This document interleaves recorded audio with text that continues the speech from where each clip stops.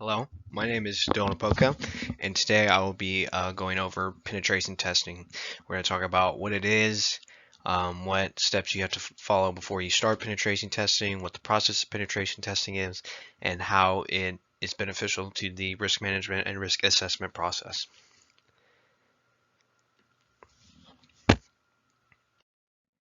So, what is penetration testing?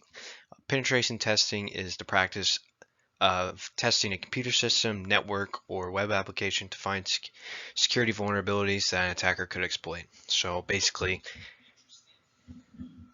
it's somebody that is just giving consent to hack a company's like software or networks and just report back on the vulnerabilities they find. So there are 5 steps to penetration testing, and those are reconnaissance, scanning and enumeration, gaining access, maintaining access, and reporting. And we will talk about those later. So there are a couple of different types of penetration testing that we need to go over, and the first one is black box testing. And a black box penetration test is whenever the penetration tester has no inside information about the network whatsoever. So basically, they're just going in blind, like they don't. They're just starting from scratch from the very beginning.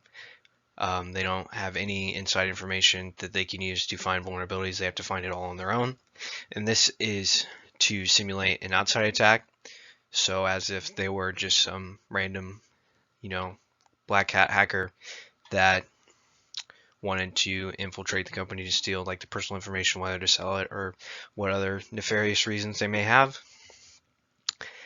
And a white box penetration test is whenever the hacker is given or the penetration tester, sorry, is given full knowledge of the target. So they know like IP addresses, computer usernames, what operating system they use, computer usernames, computer system names, just anything and everything about the system. And this gives a thorough test of the system, so like they know, what every single vulnerability they have and how important it is and how critical it is if it gets exploited and stuff like that. But it's not a very realistic simulation for like an attack or anything. It's just to get a very very thorough test on the company system. And then another type is a gray box test, which is whenever the penetration tester is giving partial information of the target. So like they can get like a range of IP addresses for the systems on the network, just stuff like that, just random little bits of information that some like disgruntled employee or something can get just from working at the company. And obviously this is done to simulate an insider threat. Like if a disgruntled, like I said, if a disgruntled employee decided they wanted to attack the company for whatever reason they had, it's just to see what type of damage they could do. And so there is also an internal penetration test, which is obviously whenever the penetration test is performed within the penetration test procedures are performed within the organization that owns the test target. And then an external penetration test, which is obviously whenever the test is performed using procedures from outside the organization that owns the test target.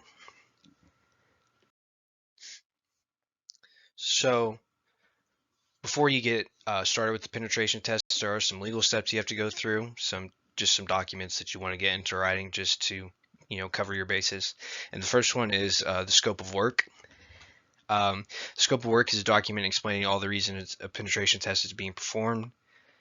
So just like the who, what, when, where, and why. It also defines what inside of the system can be tested and like what vulnerabilities you'll be looking for and can be exploited, and what basically just what you have access to. Anything outside the scope of work is considered off limits. So if they ever want to like broaden the scope of work and say do something that's outside of it, you'll have to amend the scope of work and draft a new one. You also have a rules of engagement, which is just a document that defines how the test will be performed, like what steps you'll take for the test and for each objective.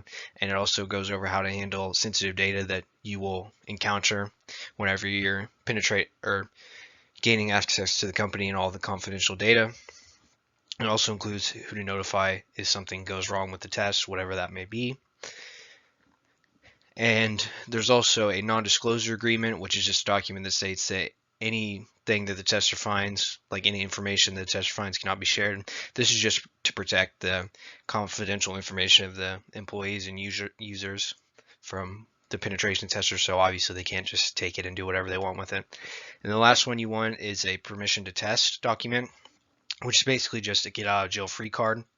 It just explains what the penetration test is that you're doing, and it just shows proof that what you're doing as a penetration tester for the penetration test is authorized by the organization that you're testing. And this is just for, if you get caught by, like, say, some employee that doesn't know about the test finds you, in their, like, system attacking it.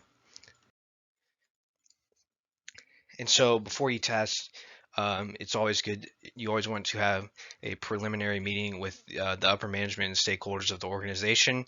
And this is just to get a clear and defined plan for your test, for the penetration test. And you want to do this so that you have full management buy-in. And this is important because, being transparent with and on the same page with your upper management and stakeholders, it makes it easier to get required information that you want from teams in the organization for whatever reason you would need it for the penetration test. And it helps to avoid scope creep, which is basically whenever you're doing the test and they want you to do something that deviates just a little bit away from the scope of work, and it can just lead to all kinds of problems.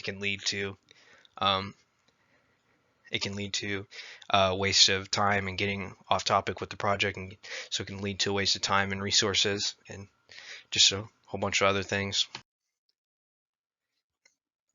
So, like I said before, the first process of the penetration test is reconnaissance, and reconnaissance is just the process of gathering information about the target.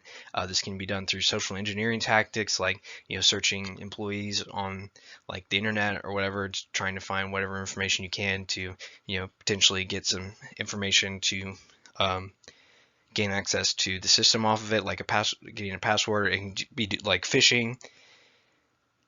And also, it's just gathering information about publicly available information about the organization and the system that they're using.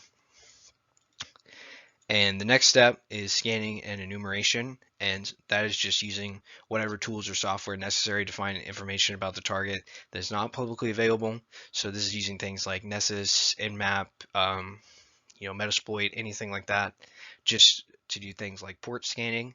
And so this just finds vulnerabilities like open ports, because any open port is something that you can connect to, which is a pretty big vulnerability. It can find things, you can use it to find things like company employee usernames or customer usernames and computer names that the system uses. And then so the next step is actually gaining access to the organization system using the information and vulnerabilities you found during reconnaissance and scanning. And it's just exploiting those vulnerabilities to gain access to the system. And so after you gain access, you're obviously going to want to maintain access, which is just using software like rootkits and Trojans to keep permanent access to the system and establish permanent access. And this is just to test and see if it's possible to just stay in the system unnoticed. And obviously that's a huge vulnerability because it leaves the target that you're testing open to another attack. And then the last step, and probably the most important step, is creating the report, which is just a detailed report of what vulnerabilities you found in the test and how they are exploited, and what you could do to fix those vulnerabilities.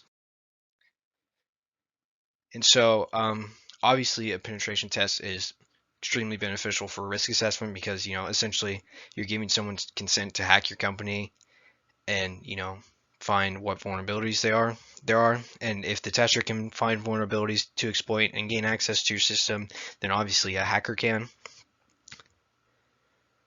So if a hacker can, and if the penetration tester finds the vulnerabilities that you didn't know existed and a solution for them before an attacker finds them, that's obviously very nice. Could you rather have the penetration tester find them than an attacker finding them whenever they exploit it and steal a bunch of confidential information from your company, because that creates a whole lot of damages, obviously.